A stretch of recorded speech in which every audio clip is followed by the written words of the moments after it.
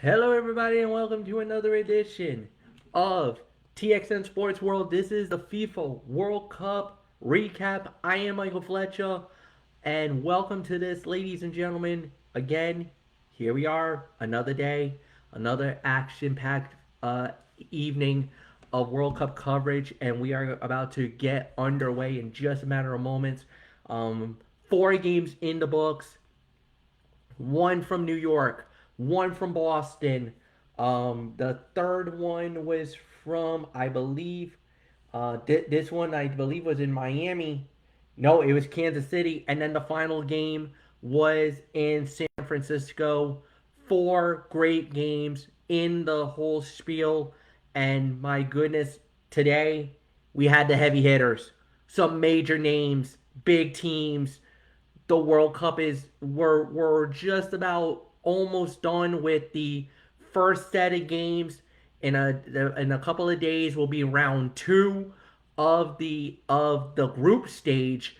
This is still considered match day one, but we're getting closer to match day two, and then we're gonna have the next crop of games will decide who, if a team wins like a Mexico, a USA, these would be games that would possibly advance them to the round of 32 and get them into the knockout stages. Certain teams have opportunities at that. Other teams might have to wait till the final day of group stages to find out if they're going to go through or not. But we'll digress when we get there. We started off the first set of games. This was in New York. This was France versus Senegal. And this is kind of one of those games that was highly anticipated, very exciting. A lot of fans were very, in tune with this one because this was going to be, this was going to be the moment for France. The runners up in the last World Cup.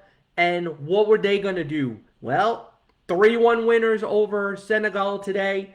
All the scoring didn't explode until the second half, but when it did, oh boy, it did. One of the biggest names in the world, Kylian Mbappe, puts his stamp on the World Cup, gets a brace, 2 goals in the game. The first one was in the 66th minute. Then it was Bacola. He gets the second goal, and then Senegal gets one back with Mbappe. He gets a 2-1, and then Kylian Mbappe just a minute later gets the second goal. That's the 3-1 outcome. That's the game. It's over. France dominates and wins it. They had 53% of the ball to 47% for Senegal. 11-6 on shots on goal advantage for France. Really, it was kind of back and forth. Like I said, a slow start for France. A lot of people consider them one of the odds-on favorites to win the FIFA World Cup. They came out a little sluggish, maybe nerves, whatever, and then they finally dropped the hammer on them in the second half. Great recovery. Mbappe with 2 goals. Kylian Mbappe. You know his road. He started in PSG, then about a couple of years ago went to Real Madrid, one of the best teams in the world. But then PSG has gone on a run without Mbappe, but he is with the France team. 4 years ago, many people considered him probably one of the best players in the world coming out of that World Cup. And right out of the gate, first game in, 2 goals. He's picking up right where he left off from the last World Cup 4 years ago in Qatar. And if this is the Kylian Mbappe we're going to get, France will surely be a major threat in this FIFA World Cup. I mean, great first step, great performance, no doubt about it. We'll have to wait and see what he does when they go up against Iraq in the next game. And speaking of Iraq, they went up against Norway. This one was in Boston. This was at Gillette.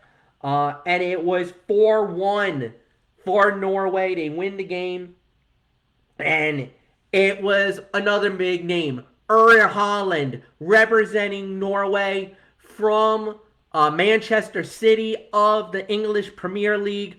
2 goals in the first half. First one in the 29th, second one in the 43rd. Hussein actually scored for Iraq. That gave them the 2-1 lead going into halftime. And then in the second half, it was basically Norway dominating again, getting the third goal at the 76th, and then a 90+7, but it was an own goal. So that was an unfortunate mistake, but at the end of the day, this was domination by Norway. 61% of the ball. Shots on goal, almost even. 12-11 advantage for Norway. And they went on to win this one going away. Like I said, dominating performance. Erling Haaland set it the pace early. A beautiful first goal. The second goal, he was at the right place at the right time. The goalie made an absolute mess of this. This was more the goalie's fault than Erling Haaland just, this was basically Haaland being at the right place at the right time. He just stuck his leg out, and the ball just ricochets off his leg and goes right into the back of the net. The goalie took way too much time, thinking he was going to be able to clear the ball, and it was a bugera of epic proportions. I don't even know what to even say. It was, there's always beautiful goals, there's always fluke goals, and then there's ones that either an auto goal or just somebody just makes a horrific mistake and another player is just Johnny on the spot and gets all the glory. And for Erling Haaland, he got one the hard way. Really had to work to get the first one. The second one, right place at right time. And like I said, the goalie made an absolute mess of it. And that's what cost them it cost them the second goal. And more importantly, that gave Erling Haaland the brace on that one. So that is the story on that one. Game number 3, it was Algeria versus the reigning and defending World Cup champions, Argentina. Argentina wins the game by the final score of 3-0. But let's talk about one thing. Early in the game, about 10 minutes in, Algeria had a 1-0 lead. But VAR came in and a player was in an offside position. That wiped out the goal. And unfortunately for Algeria, that took the wind out of the sail because, ladies and gentlemen, Lionel Messi of Miami FC, of Inter Miami, of the Major League Soccer, the reigning and defending Golden Ball, the most valuable player of the last 2 FIFA World Cups, stamped his mark on the third. A hat trick. 3 goals in the game for Lionel Messi. Getting the first one in the 17th. Getting the second one in the 60th. Third goal, 76th minute. That's all the scoring that it is. This was the Messi show. He introduces himself into this World Cup in the United States, Mexico, and Canada, and leaves it with another legendary performance, another legendary moment. I mean, you just have to shake your head at this. This was unreal. Messi just took this game by storm, and when he got going, it's done, man. It is done. There's not much to say about it. Domination all the way through.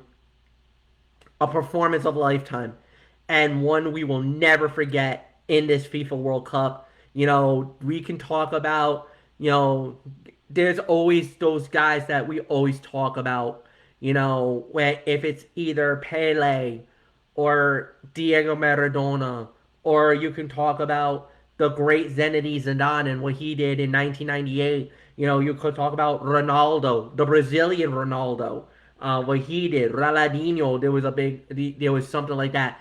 Messi has had those moments in the FIFA World Cup where he dazzles and is just soars like no other. And we're gonna see another one of those big names tomorrow when Cristiano Ronaldo and Portugal finally gets their entry. They finally get to jump into this World Cup fray.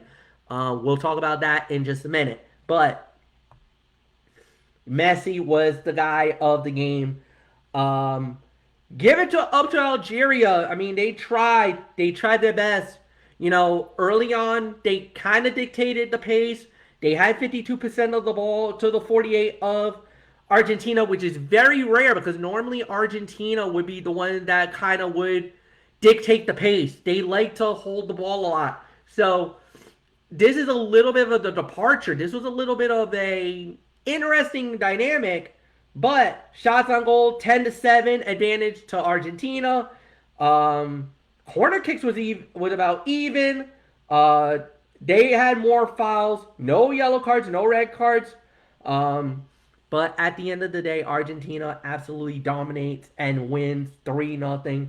And then on the final game of the day, late night game that started at midnight here in the East, 9 p.m. out on West, and it was Austria versus Jordan. Austria winning the game by the final score of 3-1. First goal of the game was scored on the 21st minute, and then after halftime, there was a big goal for Jordan. They get one back, and then we had a second goal at 76th minute, and the third one was 90 plus 13. Now, there was some controversy about one of the goals for Austria. They thought they had a 2-1 lead. VAR came in play, wiped it out, said nope, no goal. Hand in the box. It was basically hand in an unnatural position as it ricochets off the ball ricochets off the player's arm. That led to the goal. Jordan was pissed. They were like almost yelling at the referee, saying handball, handball, handball. Referee was like, okay, hold on. VAR's got it. We'll see what VAR says. VAR, the assistant for the VAR told the referee, hey, come over to the monitor. You might want to see this. We might have something for you. And sure enough, the referee goes, checks it, says handball, no goal. So it was still 1-1. Austria was like, okay, fine. We'll just bury it in the net anyway. And that's what they do just a few minutes later. They get the 76th minute. That was the 2-1. And yeah, they were even telling the referee, yeah, try to take this one away from us. You ain't doing it. Well, sure enough, referees like, there's nothing I can do. That's a good goal.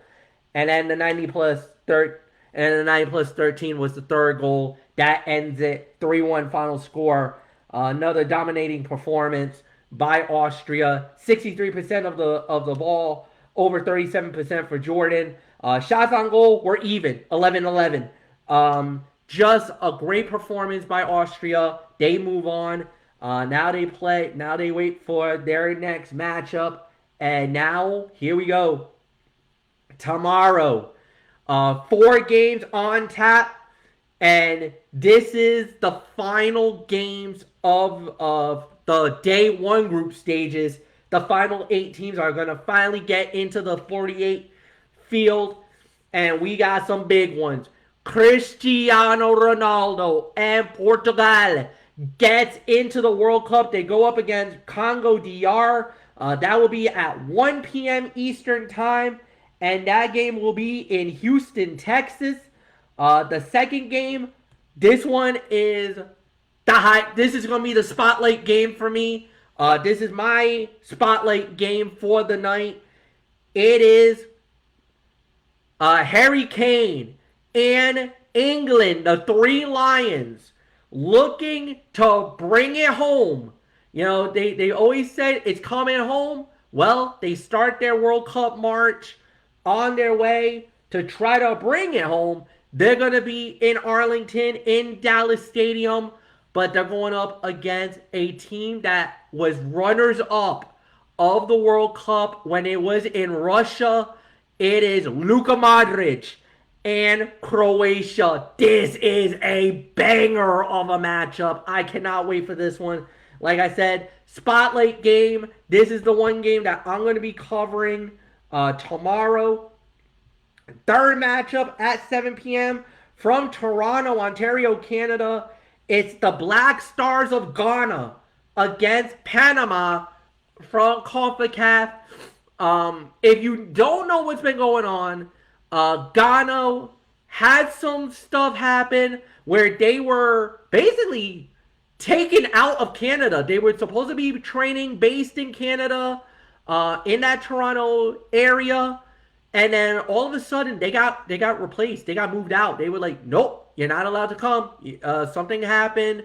One of your players is being investigated for something that's not we're not kosher with.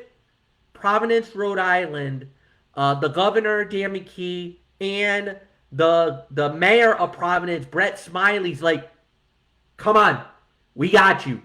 You can stay with us. We will bring you here, so you can stay with us. Last Friday, Ghana was in Providence, Rhode Island, and they are being based out of Bryant College. Actually, no, they're at Brown University right now. Their training facility is at Brown right now, and they've been training for the last week in that area. A monster response from the Ghana people. They've been so excited to see their team here. Now they're going up to Toronto to take on Panama. Panama is a really good team, by the way. Panama is one of those CONCACAF teams. That you could say they're like maybe the fourth, fifth best team in North America. Obviously, the top three are USA, Mexico, Canada. Not in that particular order, but obviously Mexico is ranked number one, USA is ranked number two, Canada is ranked third, and then you got Panama, who's always been in the World Cup. They've always been in this moment. So this is going to be a good matchup as well. And that game will be at 7 p.m. And then at 10 o'clock from Mexico City, this will be at the Estadio Azteca. And this one is a very personal one for me because it will be Uzbekistan versus Colombia. This is the moment that I've been waiting for. I got my love for the USA, and everybody knows this. My second team is Colombia. It's the Caballeros of Colombia. And this is the moment that I've been waiting for because there is more than just sentimental value for Colombia. It's family. It's pride on my mom's side. Now, I normally don't talk about my family. I know that's one thing that we always kind of stem about. But this is a little more important for me. And you know the reasons why. I'm not going to hash it here on air tonight. You've know my story. You know what has happened. This is a little more personal and a little more meaningful than any other World Cup. This one's a little more important than other years. This one is going to be a little more harder for me than any other. So, this game tomorrow is going to be the setup of where we're going to go in this tournament. You know,